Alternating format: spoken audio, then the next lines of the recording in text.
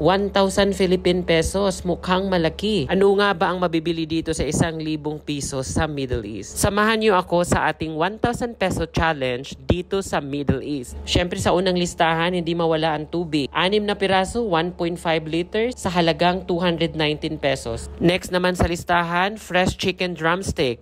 Half kilo sa halagang 198 pesos. Dito sa Middle East, marami ka namang makikitang mga promo. Kaya ikot-ikot muna tayo para maghanap kung ano man ang mas makakamura tayo. Next, bili tayo ng sliced bread. Napili natin ang milk bread sa halagang 26 pesos, 300 grams. Dahil Pinoy tayo, mahilig tayo sa pancit canton, meron ditong sikat na Indomie. 5 pieces Indomie pancit canton, 124 pesos. Konting ikot pa, hanap naman tayo ng fresh milk. Syempre, hindi yan mawawala para lumakas tayo bilang OFW. Low-fat fresh milk 1 liter, 79 pesos. Next sa listahan, itlog. Kuha tayo ng itlog, 6 na piraso. Sanay tayo mag-breakfast, kaya pumili tayo ng itlog. 6 pieces, 79 pesos. Kuha din tayo ng pangunahing panggisa, sibuyas, bombay. 225 grams, 11 pesos. Garlic, syempre hindi yan mawala. 90 grams, 8 pesos. At para lumakas ang ating katawan, kailangan din nating bumili ng saging.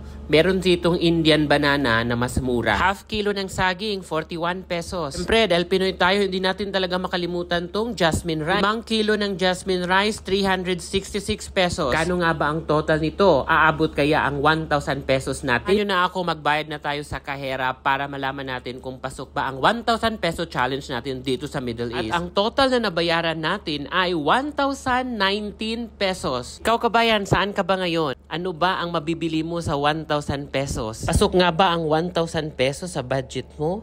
Ano ba ang mabibili mo sa 1,000 pesos? Saang bansa ka ba ngayon? Comment below. Kung ikaw ay natuwa sa video na ito, mag-subscribe na po kabayan. Salamat sa muli.